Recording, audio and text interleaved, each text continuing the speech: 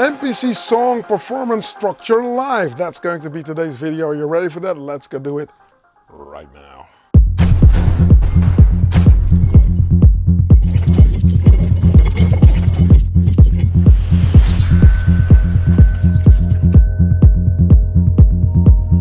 Hey, what's up, man? Hello Kitchen, and thank you for checking out yet another video. If this is your first time here, don't hesitate to click subscribe and hit that notification bell. Whenever I upload a new video, you'll be kept in the loop and you'll not miss out on anything. Stick around till the end of this video. I'll tell you all about the mixer. I'll tell you all about the new release that's coming out, which you can pre-order on Beatport now. I'm very happy with that. And I'll also tell you who the new patrons are. Also, we're getting ready for Amsterdam Dance Event next month. I am so happy because as it looks now, I've got the Klangphonics and I've got Coloray confirmed to be playing at our house museum, actually at Air. So we've got this cool venue that we're gonna host panels during the day, and then it will just migrate into something else later. And then there's another event that we're doing with the Kitchen Club, obviously, which is bringing a lot of people together. I think Trovarsi is playing, Fats Grandiose is playing, Camille Dame is playing, Daisy Chain is playing, I will be playing. I think if we can get it to work, the Coloray might also be playing there. So a whole thing with the patrons that are going to be there. So I'm looking forward. That's on a Sunday, and it's called the Kitchen Club ADE Closer. That means it's a daytime event between, I think, 1 and 10 or 2 and 11 in the afternoon for all those hardcore survivors that have survived the Amsterdam Dance Event. So that's happening. And in that line of the live performance, I thought to do a video on song structures and the way that I look at my track, because throughout the years things change, which is a normal process. It happens all the time. More gear gets in the equation or less gear gets in the equation. Whatever happens, you have to always look at how are you going to do stuff live. How many things are going to be done live? How much would you sequence? Do you just want to wheel the filters? Would you love to just play stuff live? Are you gonna go on improv solely, as a lot of people also do? So there's different approaches to get to that end result. Now, I thought to look at it from a way that I am going to just like space my track up in segments, right? So it's a combination of the thing you see on a DAW where it goes from left to right on the timeline and you just add stuff to it, or within Ableton where you've got like these columns that do stuff. You have to think of it that way, that it's a hybrid of the two workflows, as the MPC is a bit of that, I think. You know, on a sequence, on a given sequence, which is just one little square on the MPC, if you see it, you can tell it to do different things. You can tell it to play certain instruments. You can tell it when you go to a next sequence to just like keep certain things quiet. You can just like introduce stuff. You can map stuff away with a MIDI filter. So there's stuff that can happen with that machine that can do stuff for you if you've only got two hands and you perform by yourself. So then the transitioning is always going to be a problem. That's always a problem when you're doing live stuff, and you don't want to just create a song and play it and just have that song, just use song and dance next to it. So I will go over a few things in the live set: polyphonic synthesizers, monophonic, paraphonic. You know, I'm just gonna go over to what I use and how I'm using it. Without further ado, if you're ready, we're gonna head over to the live set and we're going to see if we can get into that. Are you ready? Get your notepads ready? Let's go. So what you would want is an arpeggio to start with. I have programmed an arpeggio on my, Synth Pro X, which is just running freely, as you can see. There's no, well, there's MIDI in here, but believe me, that MIDI doesn't really go anywhere. Does it go anywhere? I don't think so. Yeah, it goes in here. But, I have left it for what it is, because I'm going to do some DJ skills today, see if they work. Now, okay, going from left to right, there's the Minilog XD polyphonic synthesizer. I can play chords on there. Then there's this EPM 8 mixer on which most of my tracks are going. Most of the sounds that I'm using get mixed right here. Then there's a hub, a TP-Link hub. Yeah, it's an amazing hub, because most people make a mistake thinking of hubs that they are just going to have like a 10-port hub that really like extends their USB port. But the thing with a hub is you need to really be careful what cable gets connected to your machine that you need to multiply.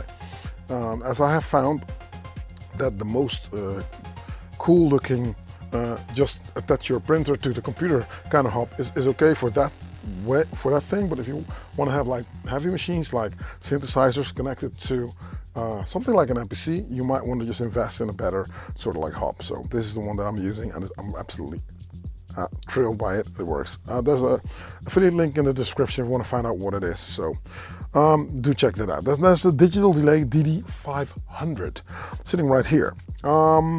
Multi-machine. I'm loving it. I'm testing it still, but I'm liking it. Now another polyphonic synthesizer, or at least one that can play chords, is a Dave Smith Tetra that I use sometimes. I'm not saying I'm only using it all the time, but it's cool to have polysynths in your arsenal, as I found in the beginning too many monophonic synths. It makes for a certain sound, but you know, if you want to know monophonic music, think of I Just Can't Get Enough by Depeche Mode, and you know how that sparseness of just single lines it's cool and it works, but at the same time, wouldn't it be cool if it could be a little bit more so? And I do love my pads underneath. As I look at this thing as an electronic orchestra, you need strings, right? Okay, so the Octatrack Mark II as the drum computer. The 1010 black box over here as my ear candy machine. It can do more, and I'm investigating on how the MIDI is on the new updates. As the only thing that really does MIDI to my liking is the MPC. Long sequences, a lot of different machines that can work together, but it's a bit sometimes collapsing under its own weight on what it can do, unfortunately, which means that, yeah, it does a lot of stuff, right? I mean, this next sequence mode is how I set up the whole thing. I've got 4 different sequences, or patterns you would call them, on another machine probably, dedicated to one track, and I used to have 8. So the first one, I've named them accordingly, so going from 1 till oblivion means the first one is 1.1, 1.2, 1.3, 1.4, end of the song. New song, transition mode, you just do that manually, so you go bam. This is 2, 1, 2, 2, 2, 3, 2, 4, and on, and then where I am today for the song I'm going to use for this video, it's going to be 5, 1. So 5, 1 is my first track. A mistake that I wouldn't call it a mistake per se, but I think that the approach on gluing stuff together to me works with an arpeggio of some sort. And my best watched video is an arpeggio video, so there's something there that people appeal to when it comes to an arpeggio. So as I said, I've created one that is sitting here. I don't want it to be a lead kind of vibe. It needs to glue everything together, and it needs to have melodic content. Arpeggios are very melodic, obviously, so that it will do the trick with the rest of the machines, which are the Minitar, a 1010, and then black box, as I said, with the MIDI fighter sitting right here that controls whatever happens on the 1010 black box. So I will arm my samples like so, and then it's connected to the Octa. So if this starts to play, this will start playing, and then I have to just manually close it off. And then there's a crash on a filter, and then there's a clap that I can play as well. So I will do a little bit of percussion live as well if I see the need for it, and people will request that. Minitar bass for bass, Acid Box 3 for doing a lot of stuff that I think the Akai can do, but it needs to be mapped for that, and I don't want to map extensive stuff on it because it works absolutely amazing if you believe the manual. But from the minute you start to link up your launch control XL to the Akai MPC Live, it's cool, but you know, once you get in there and you just close off your track, you perform, you have to just go to MIDI control, and now I've just turned it on, but believe me, this is how you will find it the next time you enter your MPC. So if this is not working and you're thinking like, what the hell, where's my mappings? You have to either enable mapping, and you have to do it all the time. And the more mappings you have, sometimes it loses mapping. So I made a mistake by mapping everything there was to map away on the Akai, and it just lost it, and I had to do it again. So that's not happening again. Hence me using the Acid Box 3 stereo filter by Erica Synths, and then output 3 and 4 go in here. So if there's something that I need from this machine to work, it's cool. Stupid Lucien proof, because this means off, you know? People say like, how do you turn stuff off in the middle of your mix? Well, on every synthesizer there's a volume control, and I just turn it off if I don't need it, if I don't want to have to map stuff away. So think simple and think easy. So we're going to go to the first of the sequences. Now, as I said, you would want to have an arpeggio working, so I'm going to just like free play this one.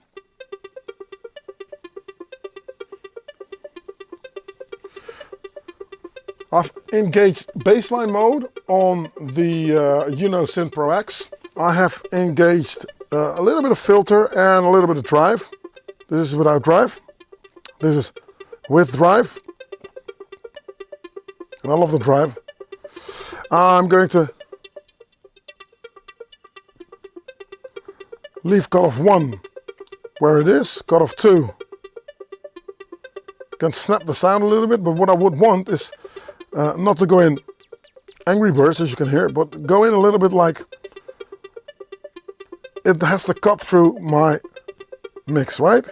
Now, let's see if I can DJ still, which means freely hit something that should start on a beat. Almost.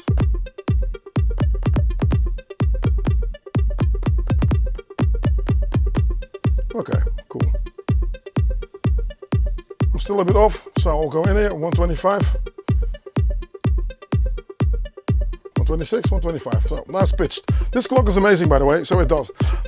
What I don't like about the Synth Pro S is that, you know, if it's connected through USB, it will do all the program change stuff that you would like, but if you turn the program change off, it's still so enthusiastic that it will still do some program change stuff, which you do not want. So going to a different preset, for instance, if this is 70 that I'm using right now, it will jump to sequence 70, even that I'm on preset or on sequence 17. So this is something I need to talk to them about, but we'll address it when we get there. So this is already invoking a little bit of hypnotism, right? So the drums are going to come from the octa track. Yeah, that's where my drums are coming from. Cool. Now, this is hypnotizing, but I need a little bit more otherworldly stuff, right? Because the trick with dance music, especially when you do it live, is the stuff that's apparent and needs to be in your face, like this kick drum. That gets a cutoff on my crossfader, and then introduce something else. Be patient. Don't rush yourself. You know, if this thing is playing and people are in the zone, and they're joining the Wide Awake Club like most people do in a dance floor, you're going to see they're going to enjoy themselves. So I'm going to introduce something coming from the filter, right? So this is something that is coming out of the MPC, going in through the filter, going back into the MPC, because saving up space. As I said, some things are going to be mapped away in the EPM 8, but not everything. So I've simply engaged the sampler here, and on my monitoring mode, I'll just turn it on, which means that now I can just like get stuff to go through the stereo output of my Akai MPC and save up space. So that's cool. So as said, introducing a loop of some sorts. Think in layers. Think in frequency layers. If this layer has got that, you know, I told you not too much Angry Birds, because then it's going to stand out all the time. You'll always hear it. But for now, it's got just the right amount of high frequency content that if I'm opening up this, you'll always hear it. Opening up that sound kick. Oh, I don't know what it plays, there's something that plays. Okay, looking at my drums, going in here, I'll play a snare that's short enough, not loud, and breaks up the beat a little bit.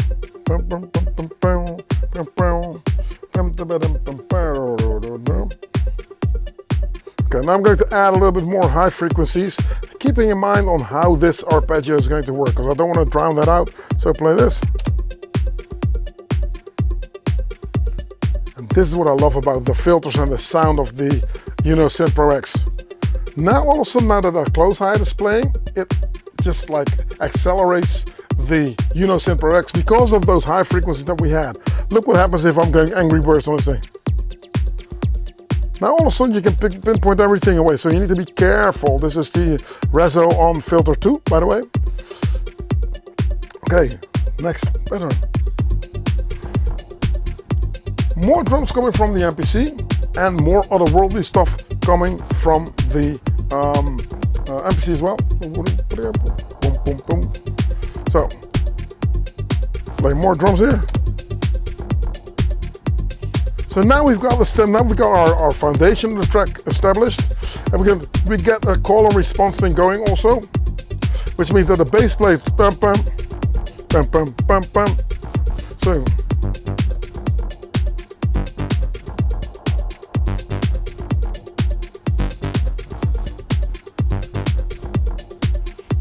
see?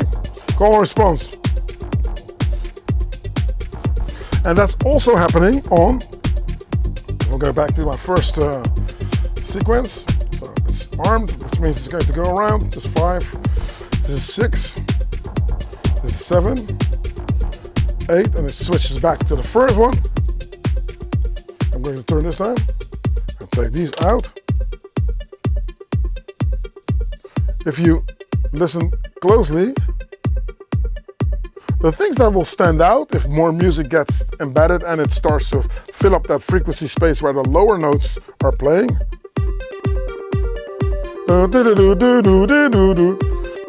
So there's a whole melody playing, but now you hear this.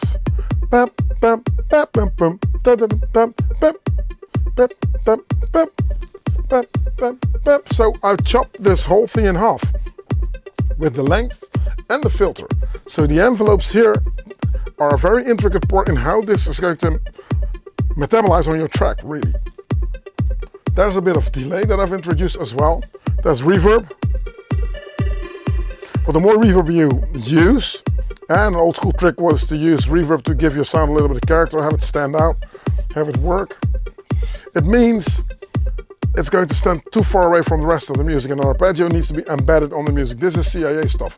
This is fake hair stuff, you know what I mean? It's the best is that you don't notice it. If you notice it, it's off, wrong, you know what I mean? Cool, drums. Cool. So I'm in track mute mode, by the way, so which means it's the performance mode on the octave track, which means getting out of there. Why did I do that? Okay, cool. I'm going to arm everything there. Cool.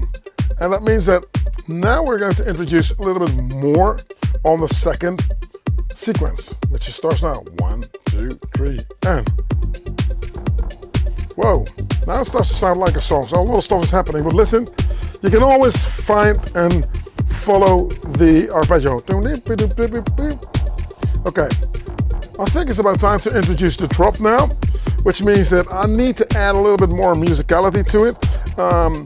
And back in the days I was using 8 different sequences, but it meant that I had so many options. So now I know going into the next one, I have to take out all drums, like. So there's a few things happening. My bass line's playing. So I'm going to turn that down. And there's a piano playing here. Now a trick is to put a little bit of a top loop on your filter as well, again in your drop, because now you can make that extra little pattern that I usually use to program on the MPC. Listen, you hear chick, chick, chick, but now, whoa, all of a sudden now there's no beats. So that means that if you're going to enter your sound in, you can look at the crowd, and if they're clued on and they're blissed out and they really like what's going on, you can take out all the beats. But most of the time, if you're following a DJ, it means there needs to be some sort of a pace that keeps going. So then I have to just keep a little bit of a loop in there, and I won't go all the way down with the sound, which I can do later when people are accustomed to what I'm doing. And it's even worse because if I see that, oh, I can't do my drop, then I have to just like keep my kick underneath, so I can just go in. Say, for instance, let's go back to the other one and do it like so. Right? Okay, so we're going to go into the drop. I'm thinking, whoa, People are still like waiting on the adrenaline to happen, what's happening. They're not really getting into the zone. I'll take everything out except the kick drum. Like, do you see how this ARP here is really gluing everything together? So we've got an ARP here that plays half tempo of the ARP that I've got here.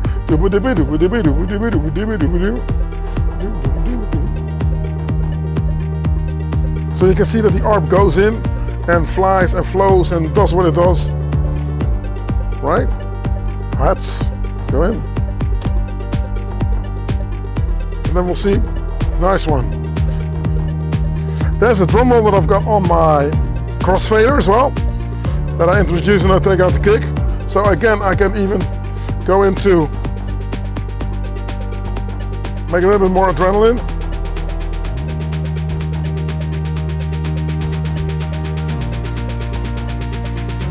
Rest of my drums, and I can either go up or go down. I will go back with another sound.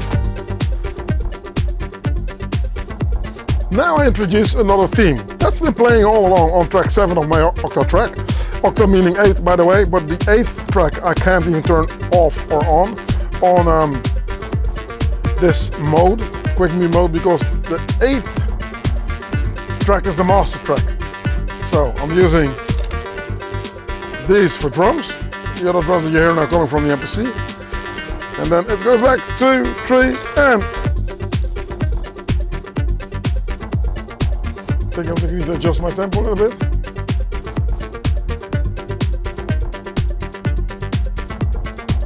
Bam, bam, bam, turn up a little bit.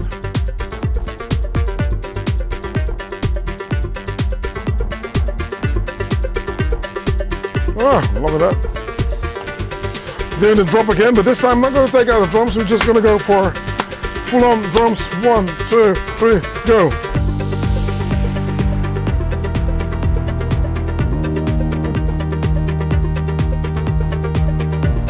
I'm liking this. Now I've got another pattern sitting on 4, where back in the days I thought like, oh, it needs to be a transition pattern. Now it's some sort of a reprise, or you know, something that can add a little bit more variety to my track, like so.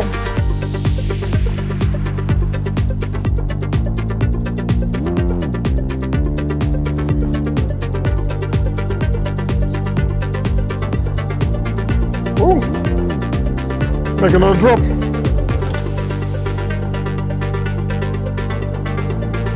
So another arpeggio coming from the Dave Smith Tetra. We'll take that theme out here. Better, better. Focus on this arpeggio.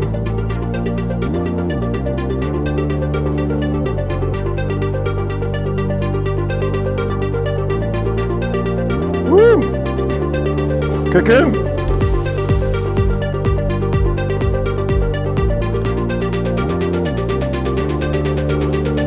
And now, I'll probably go back to my second sequence here and play.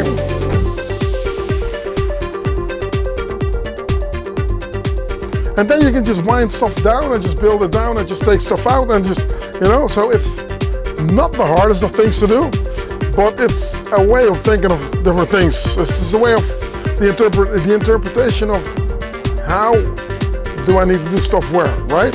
So, building it down, I know that this can go shorter notes again, and this needs to be taken out, so it goes like this. So, and now it's not just like, you know, walking around barebacked with nothing on. So there's always a fallback for me, right? So if this plays, it takes lead over the Unison Pro. If the Unison Pro is playing, it takes lead over this, that sound that's here. And then if I turn this down, then I've got my groove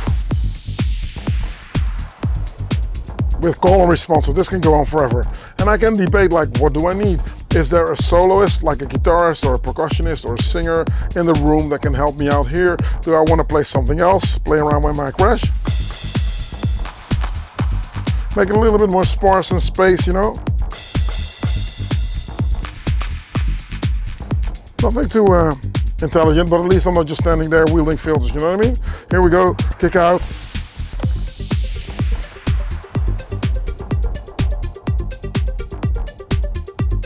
Bam, bam. So, in short, it boils down to pinpointing what goes where, really. Thinking of an electronic orchestra, dedicate tasks to different machines. You don't need to have all these different machines. For me, it makes it simple, as I'm at a point now where I just want to have the best of the machines, what they can do. Arps on this machine, amazing. And again, there's a baseline mode here, and on the manual it says that it can resemble the filters of a 303. A lot of people are mistaking it for, oh, so if I press this button I'm going to have a 303. Well, I'll just prove to you that it's not. But listening to the difference, if I'm turning it off and turning this down, let's go back to the first sequence where not all that air can is playing here. Now we can focus a little bit on this machine here.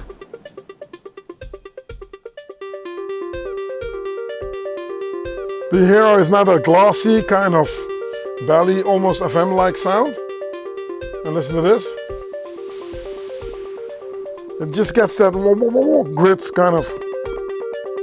And listen to the drive. So the filters do different things and the drive does different things. And we all love a little bit of drive, right? A little bit of bite. Yeah, I'm liking this. So that's my ARP, and that's how I work a sequence, a song into a live situation. Now, let me know how you do it. And yeah, don't be a stranger. Leave a comment in the section below. Dean Zemit is my new patron for this week. It was Moose last week, and I think that he popped up in the Discord chat, so welcome. Dean, welcome, thank you for supporting. And he's following it on Anlocation, on patreon.com/Anlocation. I cannot believe that I cannot get this URL right at all. Okay, patreon.com/Anlocation, with a bridge from Patreon to Discord, where we just like really, you know, get into stuff. Discord, a lot of people don't know it. It's just, it came out of the gaming community, if I'm informed correctly, where gamers would play live and have their fans and followers just like, you know, participate, chat, video chat even. And throughout its existence, in its development, you see Patreon now, Discord now getting a little bit more clout with also the synthesizer community, where it's cool to just chat after the video. If you're watching the premiere, we're doing these live chats and we're sitting there and everybody just talks shop. So there's a lot to talk about with ADE coming. And also my new release. My new release is up for grabs at the minute, which means you can pre-order it. Now I want you to go and pre-order that record. This is what we have talked about for years and years on this channel, the metabolizing of a community-driven music label. So the first one is going to be myself. It's Fear of Darkness, which is a really cool track. I've got a cool vocalist singing on it.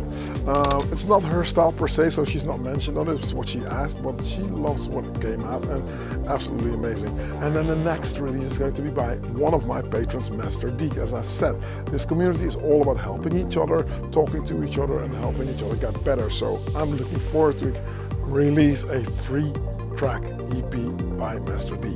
So that's going to happen on the second release, and I'm going to help him out with sorting out the music and stuff.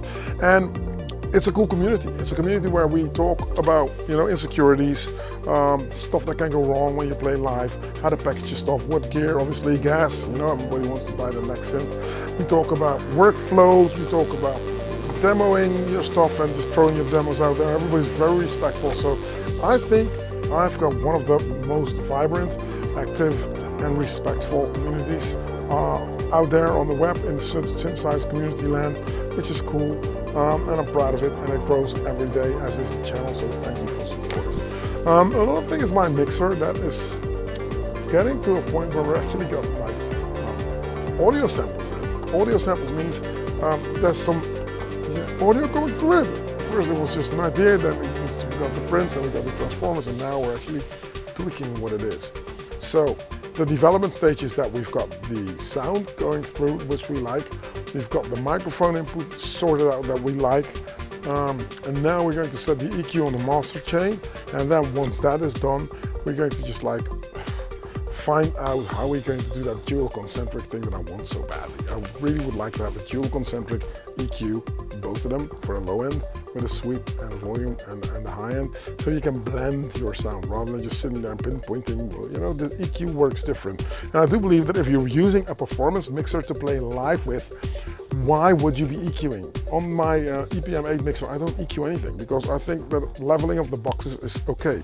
But mind you, a Octatrack sounds different from an MPC, sounds different from anything else. And if you're not very into the mixing sound engineer aspect of things, wouldn't it be cool to have a mixer that you can just like add to taste, a little bit of spice here, a little bit of spice there.